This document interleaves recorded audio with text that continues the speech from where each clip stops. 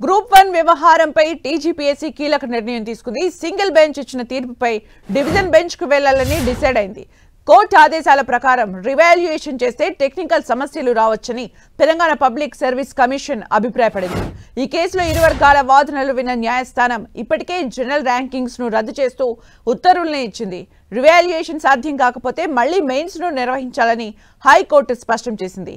8 నెలల్లోగా మళ్లీ మెయిన్స్ ను నిర్వహించాల్సి ఉంటుందని తెలిపింది. గ్రూప్ 1 పరీక్షలో ప్రిలిమ్స్ కు మెయిన్స్ కు వేర్వేరు హాల్ టికెట్ ను జారీ చేయడంలో పరీక్ష కేంద్రాల కేటాయింపులో పారదర్శకత లేదని సింగిల్ జడ్జ్ బుధవారం తీర్పు ఇచ్చారు. పరీక్షల నిర్వహణలో పారదర్శకతను సమగ్రతను కొనసాగించలేదని, పక్షపాతంతో వ్యవహరించినట్లుగా కనిపిస్తోందని, కమిషన్ తన సొంత నియమ నిబంధనల్ని సైతం ఉల్లంఘించిందని అందులో పేర్కొన్నారు. మరిన్ని అప్డేట్స్ మా ప్రతినిధి కర్ణాకర్ అందిస్తారు. కర్ణాకర్,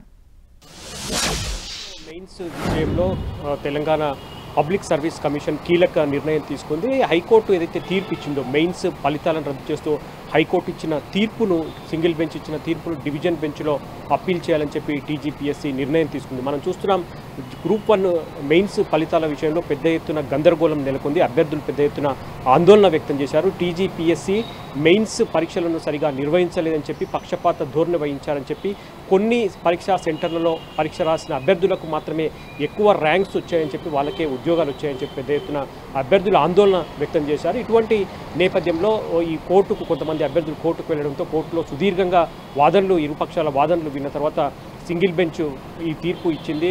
మెయిన్స్ గ్రూప్ 1 మెయిన్స్ ఫలితాలను రద్దు చేయాలని చెప్పి, మళ్ళీ పరీక్షా ఫలితాలన్నింటి కూడా రీవాల్యుయేషన్ చేయాలని చెప్పి హైకోర్టు ఆదేశించింది. ఇందుకు 8 నెలల గడువు విధించింది. 8 నెలల లోపు గ్రూప్ 1 మెయిన్స్ పరీక్షల యొక్క రీవాల్యుయేషన్ చేయాలి, లేదంటే మళ్ళీ ఫ్రెష్గా పరీక్ష నిర్వహించాలని చెప్పి హైకోర్టు సింగిల్ బెంచ్ ఆదేశించిన నేపథ్యంలో టీజీపీఎస్సీ సుదీర్ఘంగా చర్చించిన తర్వాత సింగిల్ బెంచ్ ఇచ్చిన తీర్పుపై డివిజన్ బెంచ్కు వెళ్లాలని చెప్పి నిర్ణయం తీసుకుంది. ఆ మేరకు ఏ అంశాలను కోర్టులో ప్రస్తావించాలి, ఏ అంశాలను వాదన పరంగా ప్రస్తావించాలన్న దానిపై నిన్న టీజీపీఎస్సీ సుదీర్ఘంగా చర్చించి ఈ నిర్ణయం తీసుకుంది. ఒకవేళ మళ్ళీ రీవాల్యుయేషన్ చేస్తే సాంకేతికపరమైన సమస్యలు వస్తాయన్న అంశాన్ని ప్రధానంగా కోర్టు దృష్టికి తీసుకెళ్లాలని చెప్పి టీజీపీఎస్సీ నిర్ణయించినట్టు తెలుస్తుంది. వారం రోజుల్లోగా మరోసారి సింగిల్ బెంచ్ ఇచ్చిన తీర్పును సవాల్ చేస్తూ హైకోర్టులో డివిజన్ బెంచ్లో టీజీపీఎస్సీ అప్పీల్ చేసేందుకు సమాయత్తమవుతున్న పరిస్థితిని మనం చూస్తున్నాం.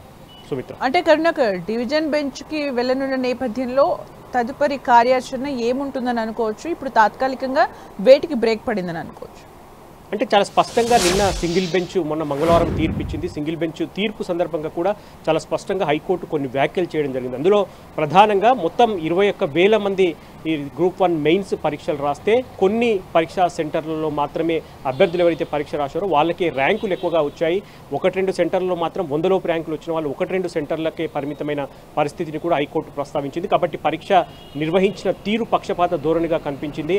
అందులో ప్రధానంగా టీజీపీఎస్సీ సొంత నిబంధనలు, రూల్స్నే టీజీపీఎస్సీ పరీక్ష సందర్భంగా పాటించాలని చెప్పి హైకోర్టు కూడా కామెంట్ చేసింది. అభ్యర్థులు కూడా ఇదే అంశాన్ని ప్రస్తావించారు. 21,000 మంది మొత్తం గ్రూప్ 1 మెయిన్స్ పరీక్షలు రాస్తే అందులో 5,000 మంది యొక్క పరీక్షల ఫలితాలను మాత్రమే రీవాల్యుయేషన్ చేశారని చెప్పి కూడా గ్రూప్ 1 అభ్యర్థులు పెద్ద ఎత్తున అభ్యంతరం వ్యక్తం చేసిన పరిస్థితిని మనం చూసాం. కాబట్టి ఇటువంటి అంశాలన్నింటినీ పరిగణలోకి తీసుకున్న తర్వాత, ఇరుపక్షాల వాదనలు విన్న తర్వాత హైకోర్టు సింగిల్ బెంచ్ ఈ మేరకు తీర్పిచ్చింది. గ్రూప్ 1 మెయిన్స్ ఫలితాలను రద్దు చేస్తూ హైకోర్టు సంచలన తీర్పిచ్చింది. మళ్ళీ రీవాల్యుయేషన్ చేయాలని చెప్పి ఆదేశించింది.